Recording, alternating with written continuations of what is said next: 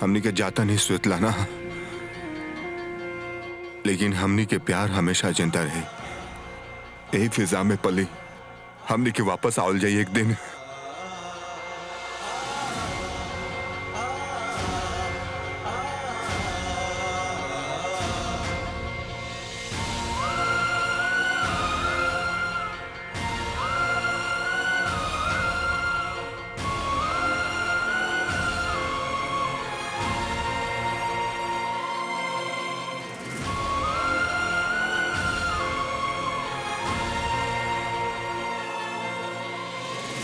आखिरी सांस बाकी बा, साथ में लेला।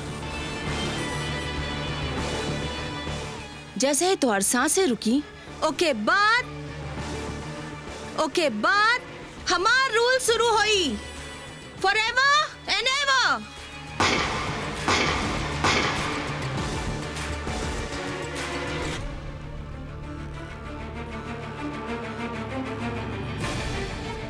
सतलाना, हमनी मर के भी वापस आइब। शौर्य और महक की कहानी के खत्म करे वापस आई है। शौर्य, महक,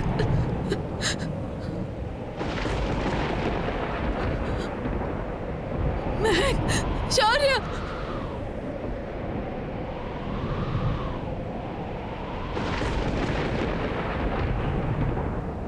महक, महक, महक, उठा ना बेटा। महक, उठ जा बच्चा। शौर्य, शौर्य, बेटा तू तो उठ जा। आँख खोल बेटा, आँख खोला। अरे उठा, तू हमार बहादुर बच्चा मारा। उठा, उठ जा मार खातिर, उठ जा।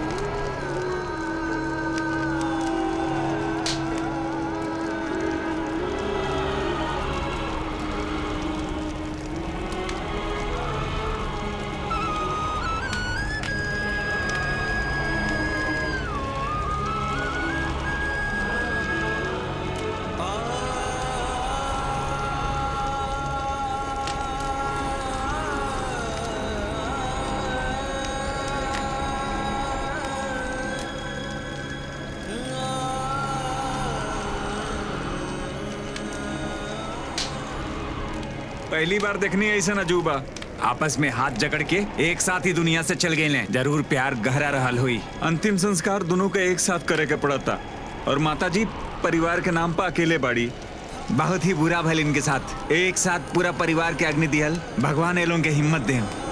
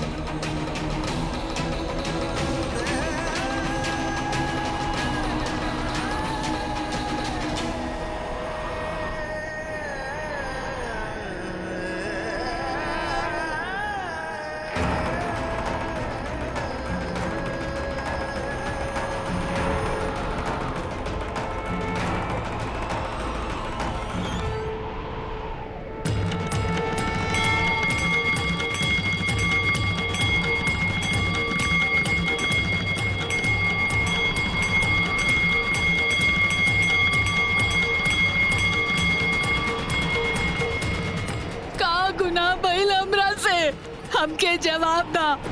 पत्थर बाड़ू तू, लेकिन हमके आज ई पत्थर से जवाब चाहिए। हमके आज प्राण फूके के बा अपन ईश्वर में और जवाब चाहिए। बोला का पाप कैले रहनी हम आजीवन तोहार भक्ति कैनी, तोहार दिखाइल राह पर चलनी, पूरा विश्वास कैनी कि अंत में जीत अच्छाई के होला। लेकिन आज लगता तोहरा तरह ई विश्वास भी पत्थर बा, झूठ बा, धोखा बा।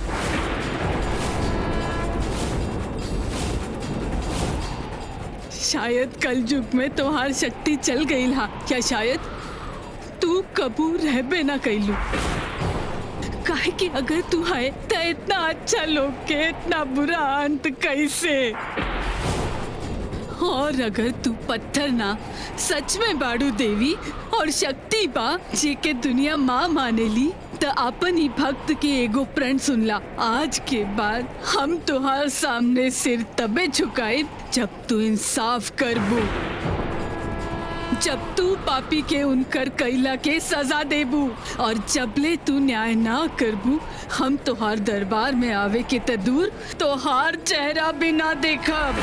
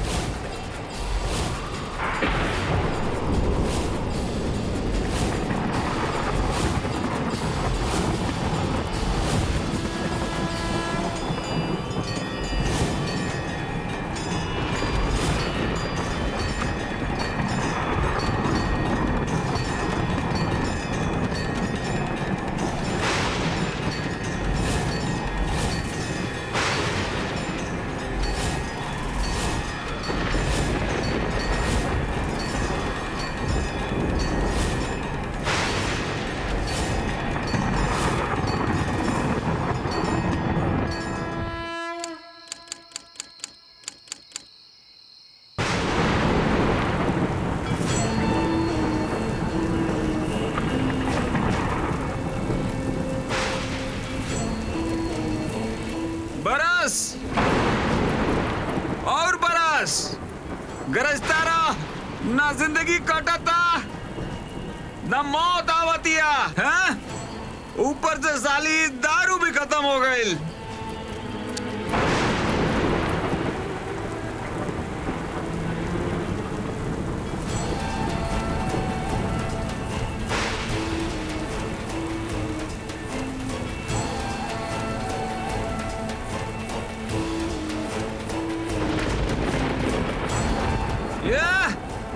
ये बार अगर फिर से लड़की पैदा कर देलू, कह दिया कि हमसे मुंह न दिखाइए, चूल्हा में झोंक दिए या गला घोट दिए होकर, समझ गईलू।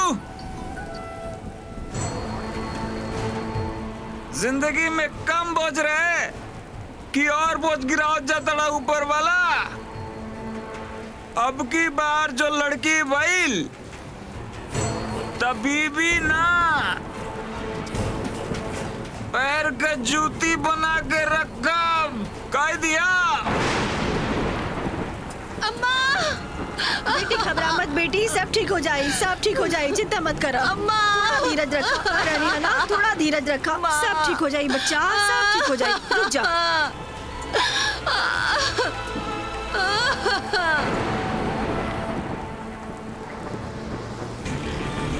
का घूरा ताड़े, हाँ खून पिए बे हमार, बोला शुक्र मनाओ तो के नहीं फेंकता नहीं ओकरे चक्कर में।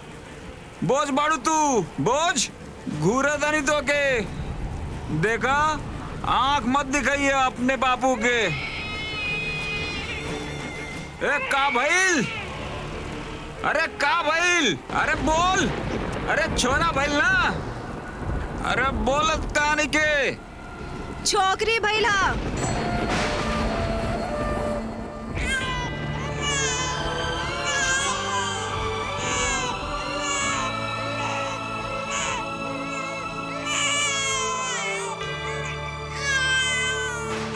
लक्ष्मी। धत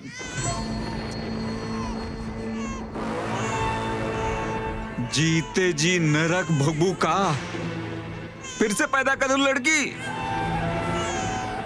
अब की ना पाला भी तो हर पाप। हम पिछली बार ना बोलनी, लेकिन ये अब हमारा हाथ आप ना रुके हैं। ए जी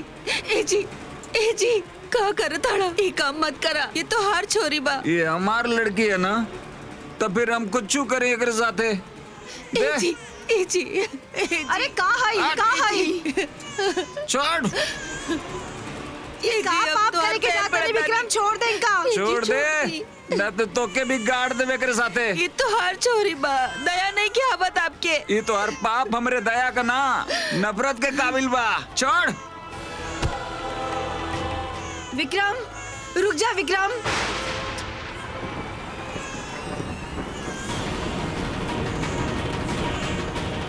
जहाँ से आयल बड़ू वहीं वापस जा। हमरे घर में एकरे खातिर कौनो जगह ना बा। ये पागल हो गया का, जान लेबू काय कर। हाँ, बाकियन का जान बचावे खातिर एकर जान हम ले, ये हमार इंसाफ है। बेटी लक्ष्मी के रूप होला विक्रम, ये पाप अपन सर पे ना ले। दोनों लक्ष्मी का रूप ना होली, लज्जा होली लज्जा। हमार कमर तोड़ देलसी, सर तो समाज में पहले ही झुकत रहे। पुलिस के पता चल गई था जेल जेबू तू। अरे क्यों न जला जेल वेल, ई जाई ऊपर। रात में यहाँ भीग के मर जाई बरसात में। और तू कबू बच्ची मरल पैदा भइल रहे। एकरे आगे कुछ मत बोली, हा समझ गईलू। ए पहले वाला हरियाणा नहीं खे, लोग ढूंढे ला ऐसन मामला के। तनिक भी पुलिस के भनक पड़ गई ना, तू ना बचवा। चल बुढ़ी, जो यहाँ से निकला यहाँ से। हाँ?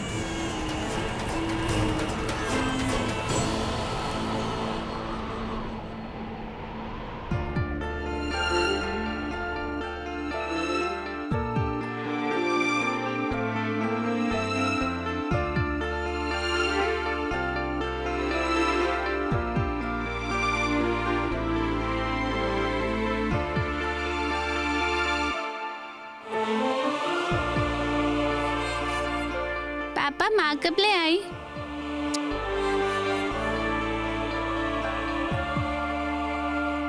आंख बंद करके ना 100 तक गिनती गिना। आ जाई माँ। भैरव बाबा जिनके मन के मुराद पूरा कर दे बाबा, जीवन सफल कर दे भैरव महाराज। युवराज भाई, सारी की सारी तैयारी पूरी हो गई बा।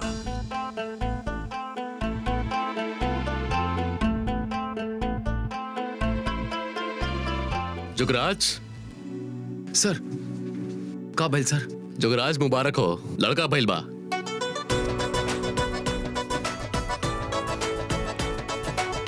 ए सुनला, बालक भइल बा हमार।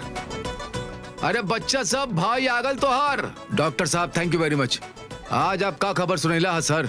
आज के दिन आप हमार भगवान हैं सर, बहुत बहुत धन्यवाद सर। पापा देखी भैया के खांसी होता। कोई बात ना, मुंह खोला बेटा। एकर अस्थमा कैसन बा? पहले से ठीक बा सर, पर हमार बच्चा सब ठीक बा ना? जुगराज अभी ओकर टेस्ट चलता, तन इंतजार करा, अभी कुछ ना कह सकब।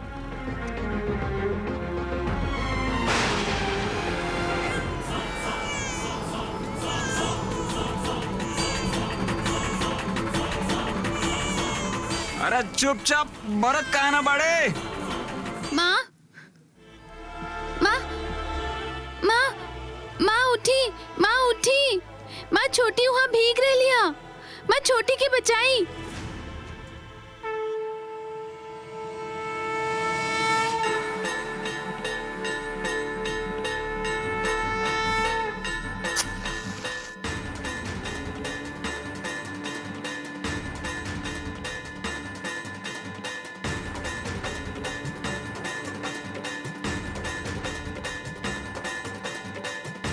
माता रानी माँ कहेली अच्छा से प्रार्थना करे पर आप सुन ले बेलू। हम अच्छा से प्रार्थना करब, हम अच्छा बनब, एक हफ्ता के जलेबी भी ना खाएब, हम अच्छे से खाना खाएब, बस हमार बहन के बचा ली माँ। केकरो भेज दी, चमत्कार करी कुछ। दुर्गा माँ, ई जिंदगी के ख्वाहिश बा पूरा कर दी माँ। अब ना तरसाई, बस ई बार सब कुछ ठीक ठाक हो जाई। जगराज, का सर सब ठीक बा ना? आपका बच्चा बिल्कुल हेल्दी बा। आज सारा टेस्ट बिल्कुल सही बा। सर ओके हाथ पैर सब कुछ ठीक बा ना? हम कहीं नहीं ना, सब ठीक बा। सर वो नहीं सर, वो हमार बेटा वाला वो अस्थमा वाला सर कुछ परेशानी तो नहीं के ना? बस हमके ई बता दो। जुगराज रिलैक्स, अब तो आज सपना पूरा होए का वक्त आ गइल बा।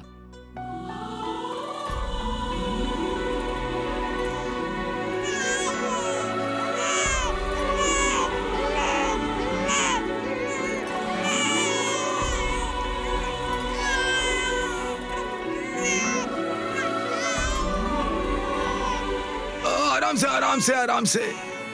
ये हमार बेटा, हमार शेर जुगराज सिंह के सर के ताज पैदा भइल बा। रे सारा हॉस्पिटल मुंह मीठा करी। गोल्ड मेडलिस्ट बॉक्सर आइल हा जुगराज सिंह के घर। अब देखा बेटा, तो के शेर बनाए शेर। हमार नाम करबा तू। जे काम हम ना कर पैनी ना, वो हमार लाल करे के दिखाई। और ऐसा मुक्केबाज बनाई तोरा के कि तोहार पंच के पूरा दुनिया सलाम करी। हमार लाल लोल कहीं वो देखा, वो जा रहल बा सॉलिड मुक्केबाज गोल्ड मेडलिस्ट जुगराज सिंह के लड़का। ए बा हमार गुरूर, हमार बुलंद सुर, हमार जज्बा, हमार शेर, हमार शौर्य।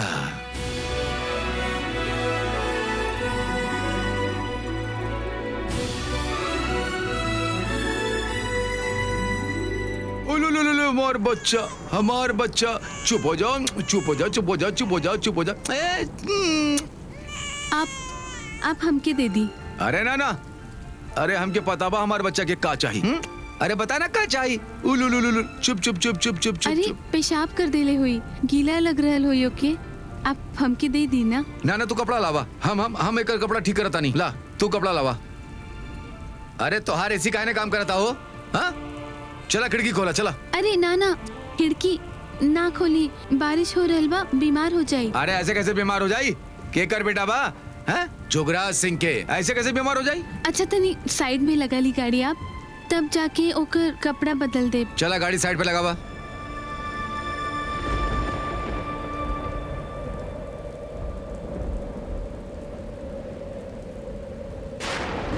अरे ई का बा? युवराज भाई रोशनी करता नहीं। आज लाइट जलावा।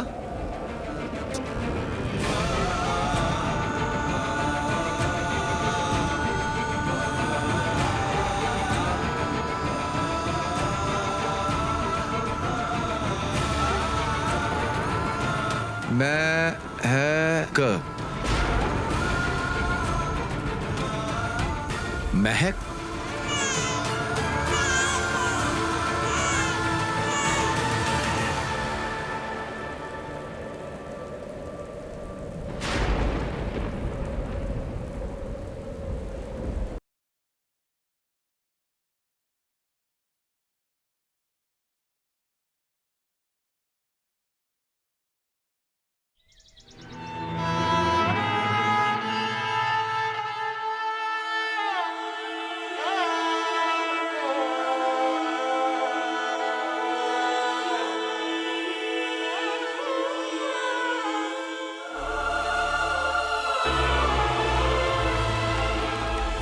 तोहार बेटी है, दया ना आद बाप के। ये तो हर पाप हमरे दया का ना नफरत के काबिल है। छोड़।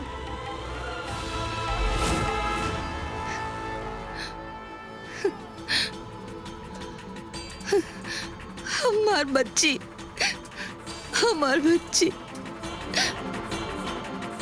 हमार बच्ची, हमार बच्ची, बाबूजी छोटी के उहा छोड़ ले हो। हमार बच्ची, छोटी के उहा छोड़ ले हो।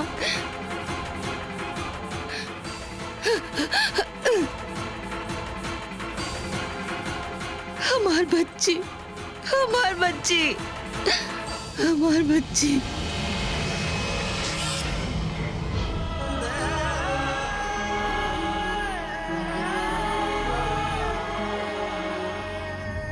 हमार बच्ची।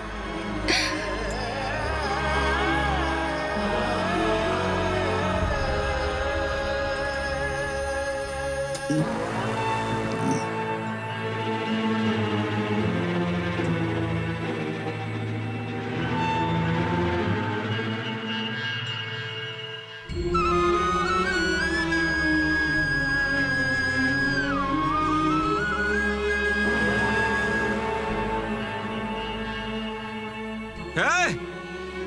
अगर बरसात में भीगे से बच गए लोके, अपने आंसू से भिगो के एकर कसर पूरा कर दा है? हमार बच्ची।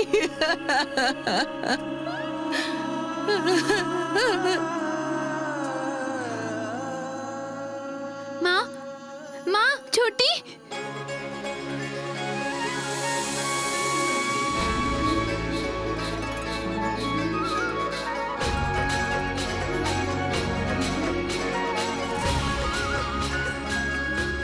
माँ छोटी ठीक है। हाँ, छोटी ठीक है। छोटी ठीक है। हे माता रानी, तोहर बड़ी कृपा बा। तू हमार बच्ची के नया जीवन दान देलू हा। ये बच कैसे गईल? बारिश में न डूब के मरल, न निमोनिया से मरल। एकर ताप।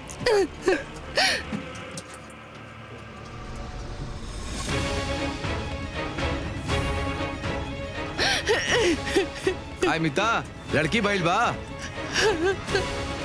ए फन्ने खां, फिर कोनो हरकत कैला का? हमार डंडा तोहार नंगा पीठ। ई बच्ची के साथ कोनो हरकत करे के सोचला ना त सीधा जेल जाइबा।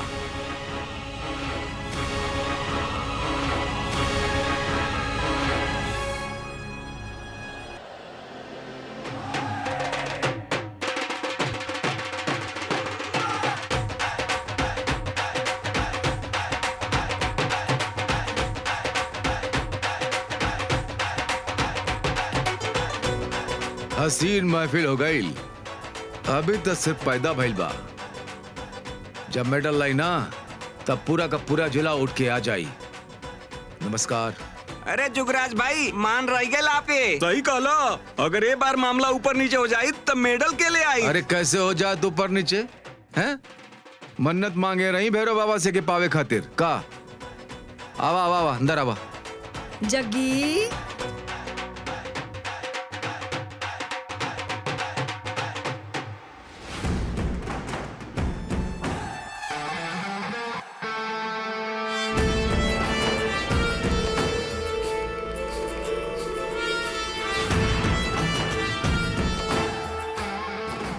बेटा जग्गी, पहले हम सोचले रहनी कि तोहार बस के कुछ ना हा। बढ़िया सपूत तू ना पैदा कर पैबा, पर बेटा तू हमके झूठा साबित कर देला। आज झूठा साबित करके हमार मान बढ़ा देला बेटा, हमार मान बढ़ा देला।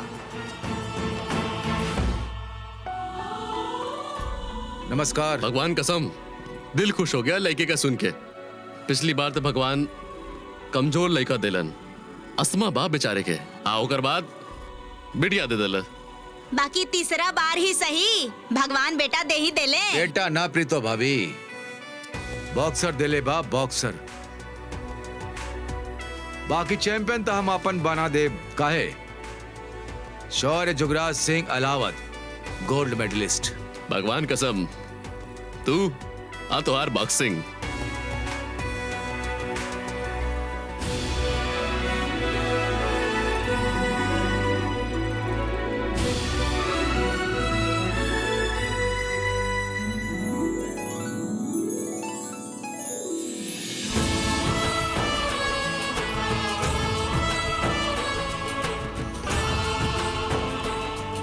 वाह हमार बेटा,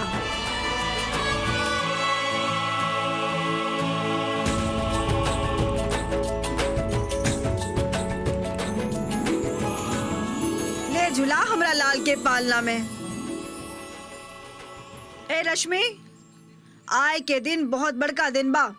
आय के दिन हमके कोई अपशगुन ना चाहिए घर में। और हाँ, आपन बड़का बेटा के भीतरे रखिया, ऐसा ना होई सांस फुला के आज के दिन अपशगुन पैदा कर दी। ई लड़की के भेज द भीतर। ए लड़की, जो भीतर अपन भाई के पास जा।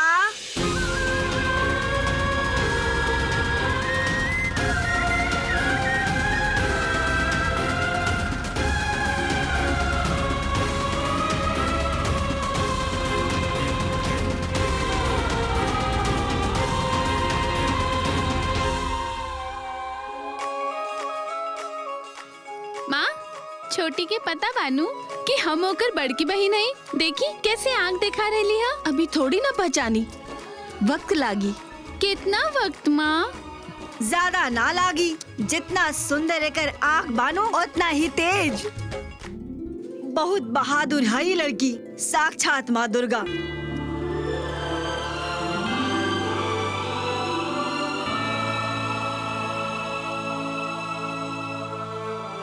जिए के मजबूत इरादा लेके आयल हा, जरूर कुछ बड़ा करी।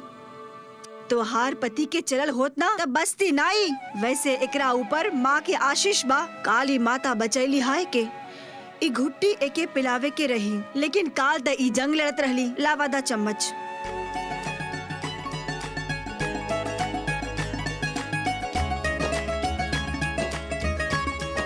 छोटी आ करा, आ ऐसे आ। माँ, ई तो हमार बात सुने लगली है, पर तू तो कहत रहलू कि हमका पहचानी ना। ई प्यावत रहिया, तबीयत ठीक रही। आ तू अपन ध्यान रखिया। तुहार ऊपर अब दोगुना जिम्मेदारी बा। माँ, ई हमार बहन भी है और खिलौना भी। माता रानी का भेजल खिलौना। शायद ही तोहार हमार रक्षा करे आईली हा, जैसे भाई।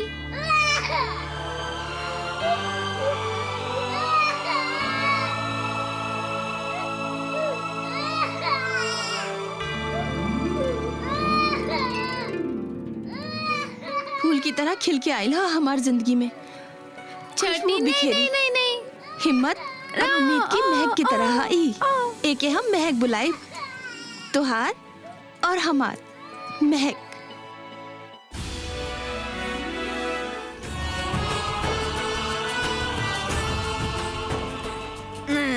नजर ना लागे हमार लाल के। ई ले हमार पोता के लेल।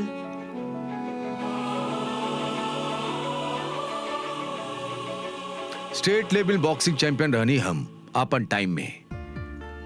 कॉमनवेल्थ गेम में देश के रिप्रेजेंट करे वाला रहनी हम। खूब मेहनत करनी, खूब कसरत करनी, बॉडी बनैनी, प्रैक्टिस करनी। बाकी केकरो के साजिश से ना हमार जीवन भर के सपना चकनाचूर कर देलस। साजिश किस्मत भी कुछ कम ना कहले हमरा साथे। आपन सपना हम आपन बेटा के नजर से देखे लगनी। फिर भइल हमार आदित्य। कमजोर बालक रहे, शरीर से भी और सांस लेवे में भी। फिर भइल बेटी। सपना ही खत्म हो गई।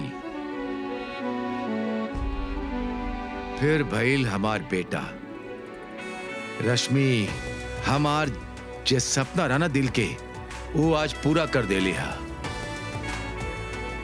ये हमार शेर बेटा बा। ये करी हमार सपना पूरा। ये दिलवाई हमके गोल्ड मेडल। हमार बॉक्सर शौर्य, गोल्ड मेडलिस्ट बॉक्सर।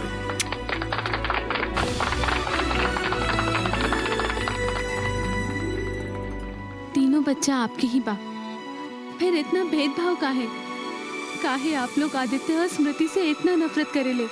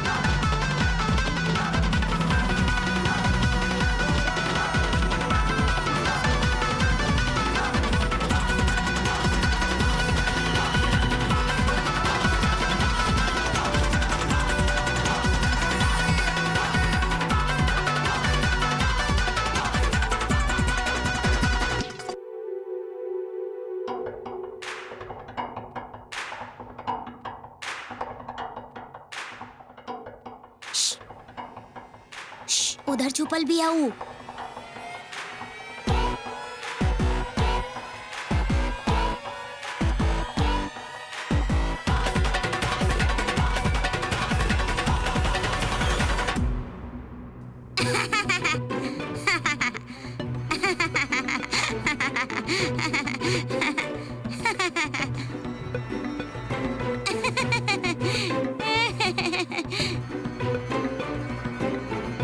इधर दा। ना ये हम तोड़नी हा। वैसे भी आम हमने पहले देख ले रही। तो का तोड़नी तो हम है अपन महक के लेल। महक ई कैसा नाम बा? हम जा रहनी हा, हमके रोकिया मत अब। ऐसे ना मानी। दे चल आम दे इधर। ये हमार महक के लेल दे बा। ना तो छीन ले। आम दे।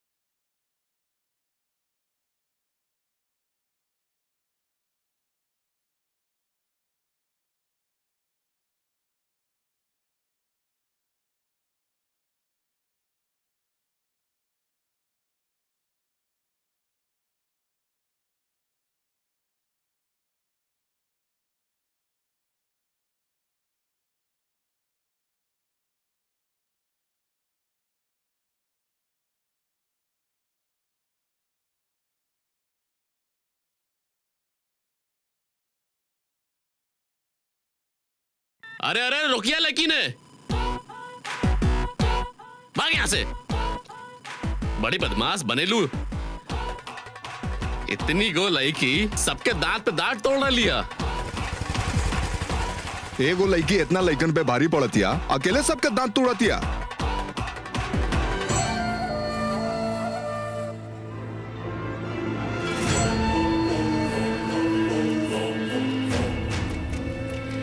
रोज कुछ न कुछ करता रे।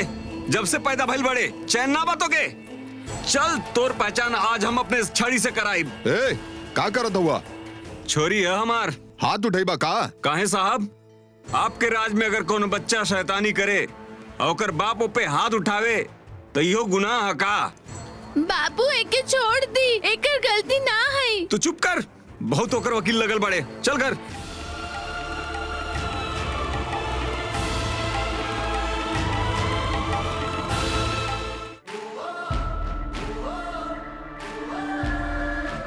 ओ बाबरी पूछ, वंश कहीं भी मार, पर चेहरा पे ना।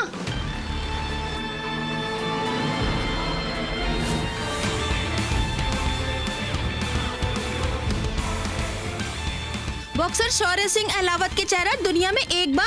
जाके अपन मम्मी के पल्लू में मुंह छुपा ला, या फिर अपन बॉक्सर डैडी के सीना में। ये बॉक्सिंग रिंग है बेटा, यहाँ चैंपियन मुंह छुपा के ना उड़ा के बनेला।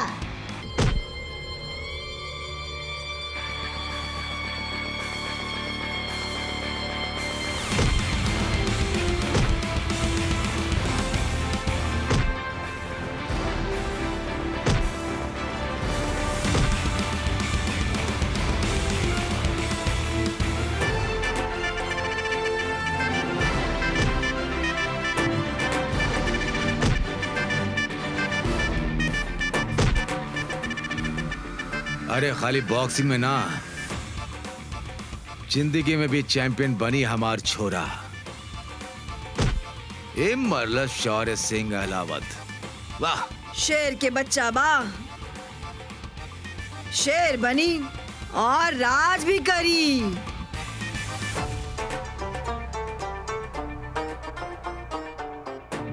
जितना भी बॉक्सिंग का तजुर्बा बना माँ, सीना ठोक के कह सके नहीं, एक के हरावे वाला दुनिया में पैदा ही ना भइल।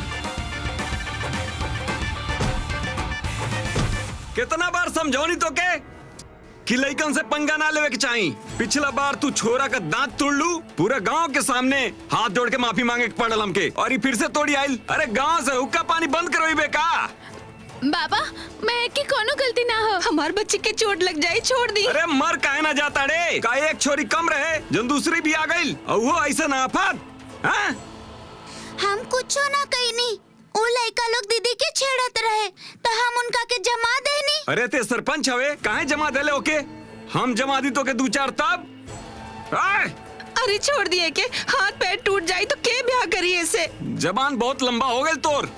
अरे काट के तोर जबान तोरे हाथ में रख दे। लड़की हवे, लड़की बन के रहो। मर्दन के आगे नजर नीचे और जुबान बंद करके रहल ही लड़किन का काम है।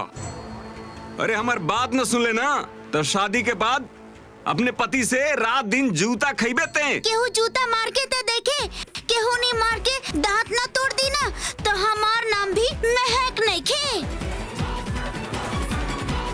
और काहे डरी छोरा लोग से? ऐसन कौन सा काम बा जो हम ना कर सके नहीं और वो कर सकी है? फिर से जवान लड़ाई बे। जाए दी हमार बेटी के, जाए दिए के, जाए दिए के। औरत जन होले ना, मर्दन के जूता के धूल होले, सर पे चढ़ले कोशिश कैले तब पटक दिहल जाइबे। छोड़ दी हमार बच्ची के, तो और बेटी है, मारे के बाद तो हमके मार ली, लेकिन महक के छोड़ दी। रहम करी इकरा पे। आज पता चली है के छोड़, चला मेरे साथे। छोड़ दी के। सुना सुना, तू इकरा के छोड़ दी। न पानी दिया है के न रोटी, भूखल प्यासल रही तो अपने आप पे करकल ठिकाने आ जाई, समझ लू।